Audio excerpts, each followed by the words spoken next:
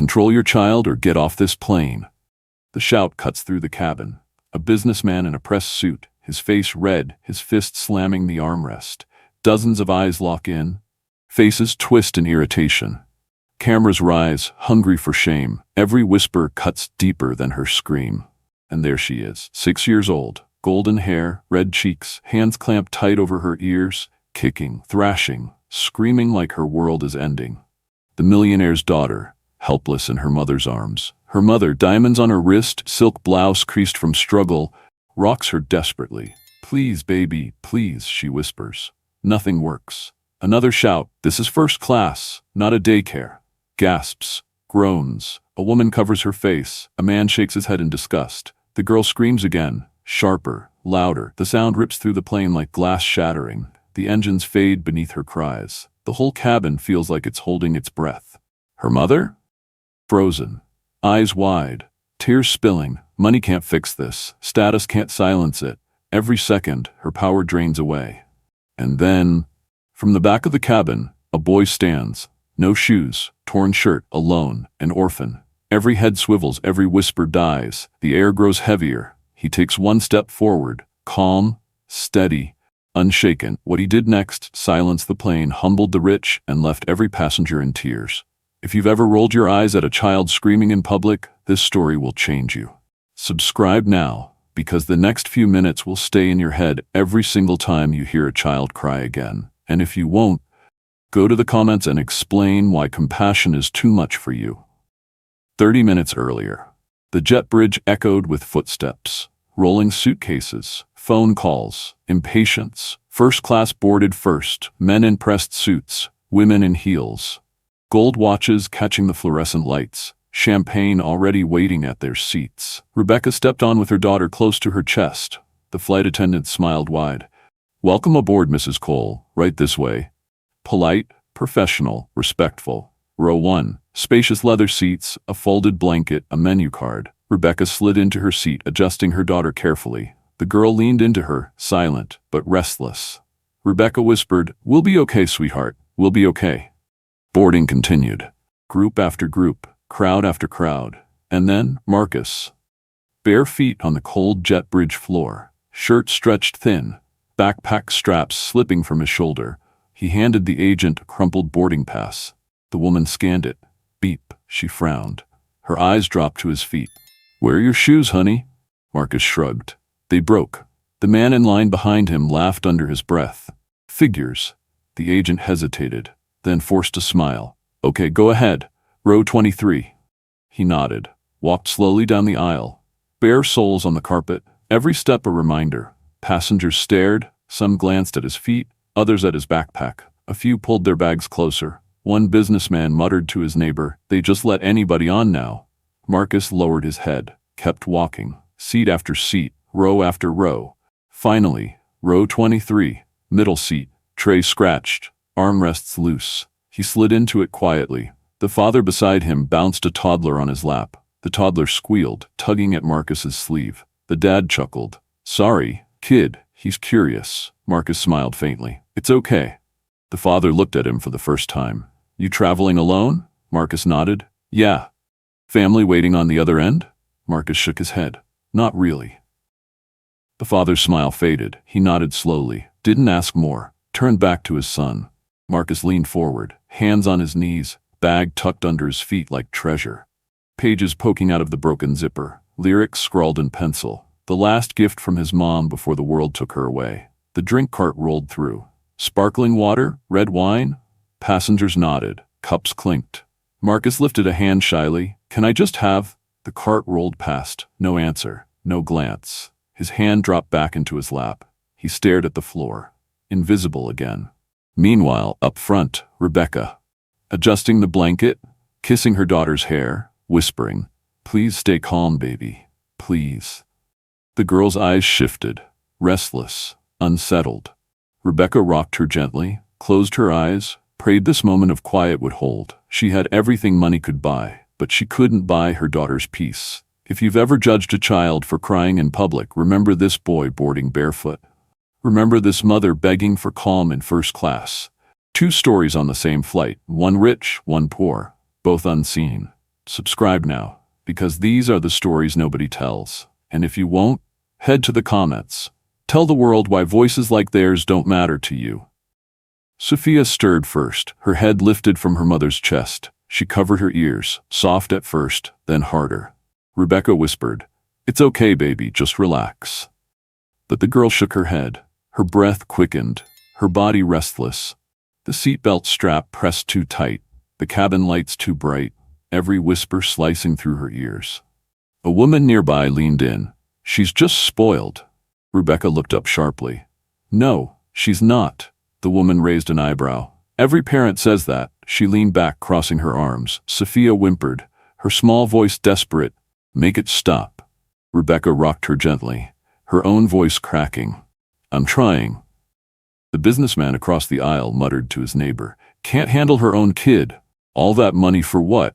The neighbor snorted. "Bet she's got a nanny at home. Doesn't know the first thing about parenting." Rebecca heard every word. She lowered her eyes, whispering to her daughter again, "I've got you. Just hold on." And in the back, Marcus, quiet, still, watching. The father beside him tried again. "You sure there's nobody waiting for you at the airport?" Marcus shook his head. "Just foster care." The father's face softened. He nodded slowly, said nothing more. Across the aisle, the teenager glanced up, noticed the boy's bare feet, elbowed his friend. "Bro, look at that kid. No shoes." They snickered. Marcus didn't react. He kept his eyes forward. The toddler beside him grabbed at his sleeve again. Marcus smiled faintly. "Hey, little guy." The baby laughed. The father chuckled. "At least you've got a fan." Marcus's smile faded as quickly as it came. He reached under the seat, pulled his battered backpack close. The zipper dangled loose. A notebook slid halfway out. He tucked it back in carefully, pressed his palm on it. A quiet promise to himself. "Back up front, Rebecca." She glanced at the flight attendant. "Could we maybe dim the lights?" The attendant hesitated. "Not possible, ma'am. Other passengers prefer them on." She smiled politely, then moved on. Sophia pressed harder against her mother's chest. Her muffled cry, "It hurts." Rebecca's hand trembled as she stroked her daughter's hair. She whispered, "I know, sweetheart, I know."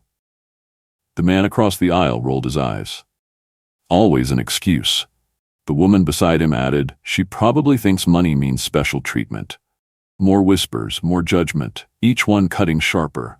Rebecca clenched her jaw, her voice low but firm. "She's not spoiled, she's overwhelmed." But nobody listened. Not one person believed her. Marcus shifted in his seat. Still quiet, still watching. He whispered to himself, "She doesn't need money, she needs a song." Nobody heard. Nobody cared. Not yet.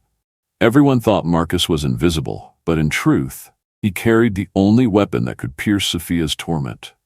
The whispers didn't stop. They spread, row by row, like sparks turning into a fire.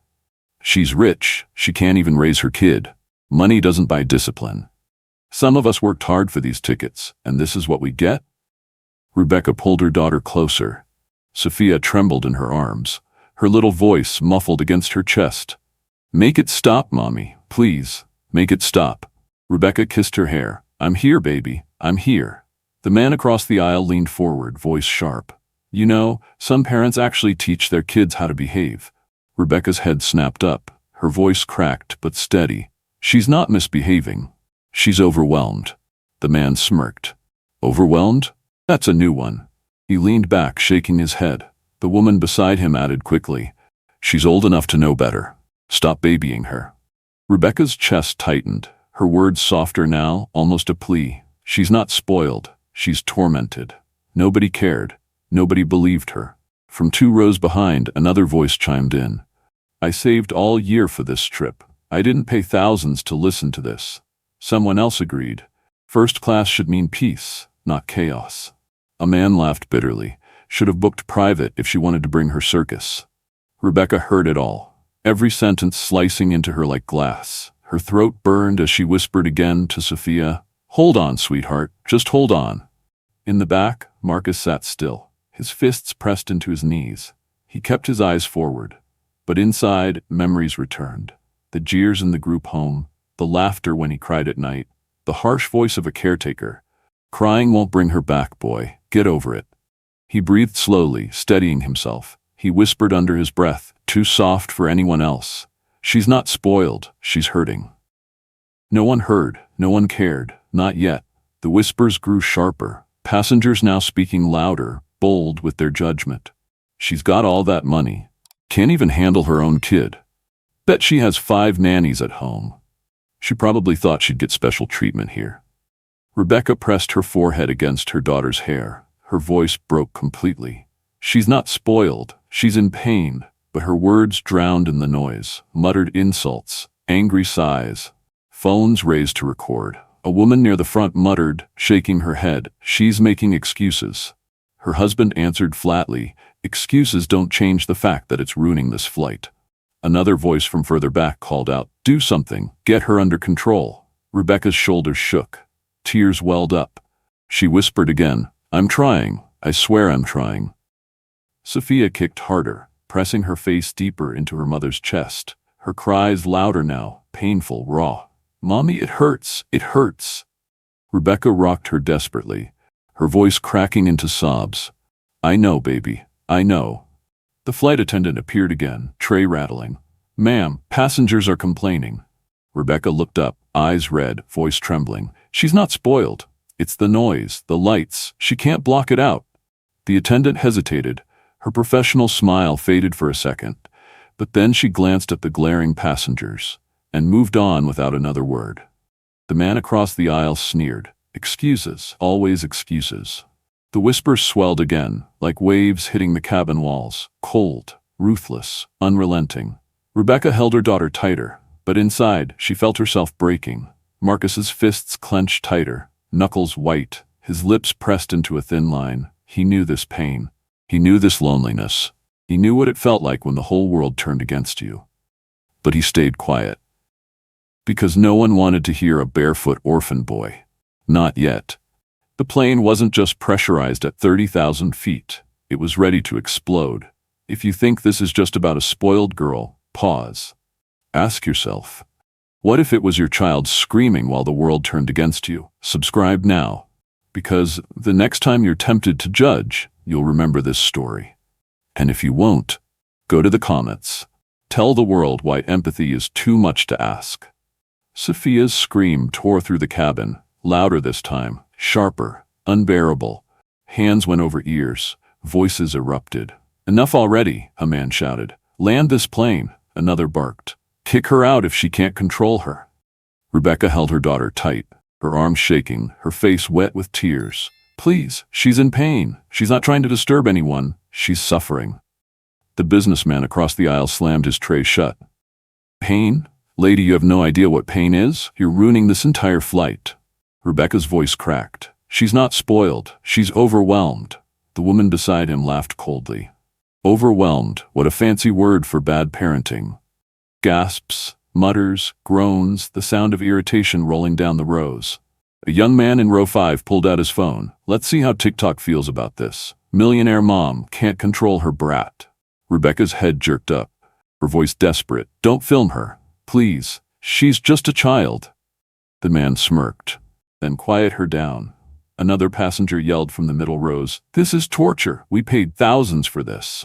"Yes," someone else added. "Put her in the back with the rest of the kids." Sophia kicked against the seat, her voice cracked, piercing. "It hurts! It hurts!"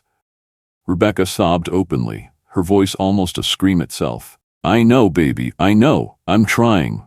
But the voices didn't soften. They grew harder, sharper. She needs discipline. She needs medication. She needs to leave.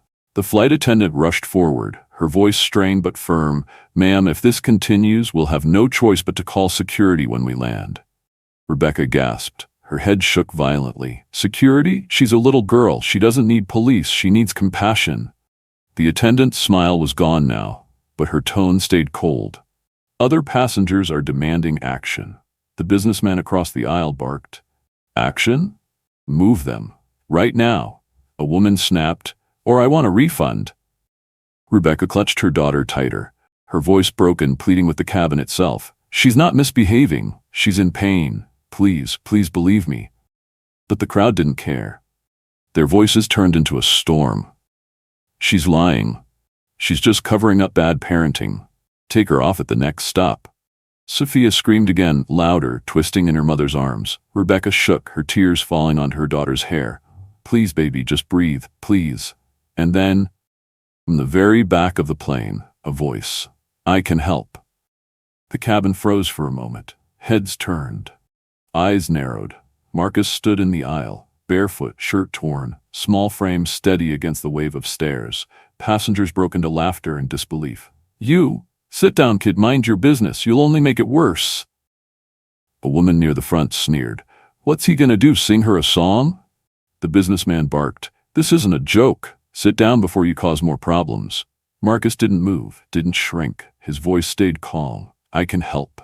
Rebecca turned, eyes swollen from tears. She stared at him, almost in shock. You can help her? Marcus nodded once. Simple, certain. The cabin erupted again. This is insane. Where are the attendants? Stop him. Keep him away from her. The flight attendant rushed forward, hand out. Sir, please return to your seat. You're not authorized. Marcus spoke over her, clear, unshaken. I said, I can help. Rebecca raised her voice above the chaos. Let him. Please, let him try. The businessman groaned, throwing his hands up. This is madness. We're letting a barefoot kid run the plane now? The murmurs surged again, angry, cruel, but beneath it a thin thread of silence began to weave. Because all eyes were on him now, Marcus took one step forward, then another, calm, steady, his eyes fixed on the crying child. Passengers muttered as he passed. This is ridiculous, unbelievable. He shouldn't even be here. But he kept walking, each step cutting deeper into the noise. Rebecca clutched her daughter, rocking harder. Sophia's screams shook the air, but her mother's eyes locked on Marcus. Hope flickered through the tears. The flight attendant hesitated, looked at the boy, then looked at Rebecca, and slowly stepped aside. Marcus kept walking, past the mutters, past the stairs, toward the one girl no one else could reach. Nobody knew that salvation was walking toward them, wearing torn sneakers. Marcus dropped to his knees. The cabin gasped. A barefoot boy in torn clothes, kneeling in first class. Rebecca's arms tightened around Sophia. Her voice shook. She doesn't listen to anyone. Marcus lifted a hand slowly, not touching, just close enough for her to feel it. His voice soft. It's okay. Listen to me. The passengers leaned forward. Phones hovered, but the smirks had faded. The businessman muttered under his breath, This is ridiculous. But even he couldn't look away. Rebecca shook her head. She's not, she won't. And then Marcus began. A sound so low at first it barely rose above the engines. A trembling song, the kind you don't perform, the kind you carry in your chest like a wound. A gospel lullaby, the one his mother sang. Nights in the shelter, nights when storms rattled the walls. Nights when fear felt louder than thunder. His voice cracked, but he didn't stop. It rose again, shaky, raw, but filled with something no one else in that cabin had. The plane grew still, voices died, the mutters dissolved. Even the babies in the back quieted. Sophia's body tensed at first, hands pressed hard over her ears, eyes shut tight. Marcus sang on, line after line, soft, patient, unwavering. Her hands slipped, just an inch, then another, until her ears were bare. Her screams broke into sobs, her sobs into hiccups, her hiccups into silence. Rebecca's hand flew to her mouth, tears streaked down her face. She's listening. Her whisper cracked, louder this time. She's never calmed this fast before. Sophia turned her head toward the sound, her eyes glassy, her breathing uneven, but her small voice slipped out. Mommy, I like it, Rebecca sobbed, her whole body trembling. But for the first time in years, her tears weren't from helplessness. They were from relief. She stroked her daughter's hair, whispering through the cries. You hear him, sweetheart? You hear that? He's singing just for you. Sophia's small fingers gripped the fabric of her mother's blouse. Her eyes, still wet, shifted toward Marcus. Her lips parted, shaky. More? Please. Marcus closed his own eyes and kept singing. The melody grew steadier, fuller, every note heavier with memory, every word shaped by pain, but also by love, by something deeper than the cabin had space for. The businessman who had mocked Rebecca earlier sat frozen, his laptop forgotten on the tray, his jaw tight, but his eyes fixed on the boy. A woman across the aisle whispered to no one in particular, "Oh my God," she stopped screaming. Another voice followed, hushed. He's actually calming her. Phones lowered. Hands dropped. Even the ones who had been recording now felt their fingers tremble, ashamed of the thought of uploading this moment. The flight attendant stood halfway down the aisle, her lips parted. For once, no rehearsed smile, only shock. Rebecca leaned closer to Marcus, her words shaky, nearly drowned in her sobs. Who are you? How are you doing this? Marcus didn't look up. He just kept singing. Low. Steady. Each line wrapping around Sophia like a blanket. Sophia's chest rose slower now. Her small body softened in her mother's arms, her eyes heavy, her voice tiny, almost a whisper. Mommy, safe. Rebecca broke completely. Her sobs filled the silence Marcus left between verses. She kissed her daughter's forehead again and again. Yes, baby, you're safe. You're safe. The businessman exhaled sharply, leaning back in his seat. I can't believe this. The woman beside him murmured. No one else could stop her. But he just... Her words trailed off. From the back of the plane, a mother with a toddler whispered. He's a miracle. A teenager, phone still in his hand, whispered to his friend. Bro, I don't even want to record this anymore. The friend answered softly. Don't. Just watch.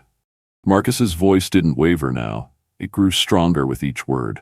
Not because his throat was powerful, but because the cabin itself leaned into his song. Rebecca lifted her face toward him, her eyes red, her voice hushed but firm. You did what I never could. You gave her peace. Marcus opened his eyes slowly, met Rebecca's gaze for the first time, and whispered between verses. She just needed someone to hear her. Rebecca's breath caught. She pulled her daughter closer, whispering into her hair. You're heard, baby. You're heard now. The cabin was silent, truly silent. Not the kind born of judgment, but the kind born of awe. A boy with nothing gave the one gift money couldn't buy, peace. How many Marcuses walk past us every day, unseen, unheard, carrying answers we ignore? Subscribe right now, because if you miss voices like his, you'll miss the very people who could heal this broken world. And if you don't, then go to the comments. Confess why you'd rather scroll past the ones who matter. The last note faded. Silence filled the cabin. Not the heavy silence of judgment, the kind of silence that comes when a whole room realizes it was wrong. The businessman shifted in his seat. His eyes dropped to the floor. His hand covered his mouth. He muttered low, almost to himself, I shouldn't have said anything. The woman beside him whispered, That boy, he saved her. Across the aisle, another passenger shook his head slowly. I've flown for years. I've never seen anything like this. The flight attendant stood frozen near row 3. Her voice cracked as she leaned toward her colleague. In 20 years of flying, I've never seen this happen. Rebecca held Sophia close, her daughter's body finally calm, resting against her chest. Rebecca looked at Marcus, her voice broken, barely above a whisper. Who are you? Marcus lowered his head. Just someone who sings when it hurts. Rebecca's hand reached for his. She gripped it tightly. Her tears fell again, but softer now. Thank you. Thank you. The businessman cleared his throat, louder this time, but shaky. Kid, I'm sorry. I was wrong. Another passenger added quickly, Me too. We all judged before we knew. The woman near the front sighed, covering her face. I can't believe the things I said. I feel ashamed. Rebecca looked around, her voice rising through the silence. You all mocked her. You called her spoiled. You wanted us off this plane, but he, a boy with nothing, he gave her peace. The cabin stayed quiet. No one argued. No one dared. One older man in row 6 spoke softly. I raised 3 kids, and I never saw anything like that. You've got a gift, son. Marcus didn't answer. He just kept his hand in Rebecca's. His eyes stayed on Sophia, who whispered with a tired smile, Sing again. Rebecca kissed her daughter's hair. You'll hear him again, baby. I promise. The passengers shifted uncomfortably. Phones that had been lifted now slipped back into pockets. The shame hung heavy. The flight attendant whispered again, almost in awe, I'll never forget this. Not in all my years of flying. Rebecca's grip tightened around Marcus's hand, her voice steadier now. They tried to break me with their words, but you sang us whole. Marcus looked down, his voice quiet. My mama used to say, when the storm gets too loud, sing louder. It helps. Rebecca's tears returned. She nodded slowly. And you did. You helped her? You helped me. For the first time since boarding, the cabin felt united, not in anger, not in judgment, but in respect. But when they landed, the world outside the cabin was waiting to hear his song. The flight landed. Phones lit up. The clips spread before the wheels even cooled. The caption read, "Orphan boy calms millionaire's tormented daughter." Within hours, it hit TikTok. Millions of views. Comments flooding. "This broke me. I judged too fast. Never again. Somebody find this boy. He deserves the world." Twitter trended the hashtag #HaveVoiceOfHope. Clips stitched. Edits made. The song looped over reels. 1,000 different captions, but all saying the same thing. He gave her peace. CNN ran the story. Extraordinary moment mid-flight. A barefoot orphan boy silences chaos with song. Rebecca appeared on Good Morning America, her eyes red, her voice steady. "I had millions, I had resources, but I had no solution. He had nothing, and he healed her. My daughter has never calmed that fast in her life, and it wasn't me, it wasn't money, it was him." The host leaned forward. "What did it feel like in that moment?" Rebecca swallowed hard. "It felt like watching the world judge me, until he stood up. And then it felt like watching love win." Clips played side by side, the screams, the song, the silence. Marcus sat across from her, his backpack at his feet, his voice low, tears in his eyes. "My mama used to sing when we had nothing, when the lights went out, when the storms shook the shelter. She told me, if you sing louder than the fear loses." I just wanted her little girl to feel safe. That's all. The host paused. The studio stayed quiet. Millions watched through their screens. Parents flooded the comments. "This is my life. My child melts down in public all the time. Thank you for showing the world what it's really like." People stare at us, judge us. But this gave me hope. Every mom like Rebecca needs a Marcus in their corner. One father wrote, "My son is autistic. People roll their eyes when he screams. Watching this made me cry. Because for once, the world saw what I see. A child, not a problem." The hashtag grew. #HaveVoiceOfHope. Millions of posts. Millions of voices. For the first time in his life, Marcus wasn't invisible. How many children are tormented in silence every single day while the world scrolls past? How many mothers are shamed in grocery stores, in malls, in classrooms, on flights because their child cries in a way they can't control? How many boys like Marcus walk the streets barefoot, unheard, unseen, unnoticed, until they fade away? Think about it. Not in theory, not as some story you watched for 10 minutes. Think about the last time you heard a child scream in public. Did you roll your eyes? Did you whisper, "Bad parenting"? Did you walk away, shaking your head? That judgment, those words, those looks, cut deeper than the scream itself. And in that cabin, you saw what judgment does. It isolates, it humiliates, it breaks people who are already carrying enough. And you saw what one boy did. He had no shoes, no money, no power. But he gave the one thing nobody else could: peace. Now ask yourself, how many Marcuses are you ignoring every day? How many voices that could heal are drowned out by your scroll, your doubt, your silence? Don't let this story end on this plane. Don't let it fade into just another video you watched. Because silence here too is a choice. If you care about children, subscribe right now. If you've ever judged a crying child, subscribe right now. If you've ever said, "That's not my problem," subscribe right now. And if you won't, then go to the comments. Type it out. Admit it to the world. Admit that compassion means nothing to you. Admit that you'd rather scroll past pain than stop for 1 second to care. Because this story isn't about Sophia. It isn't about Rebecca. It isn't even about Marcus. It's about us. About who we choose to be when someone cries for help. The question is, when the next scream cuts through the air, will you judge or will you listen?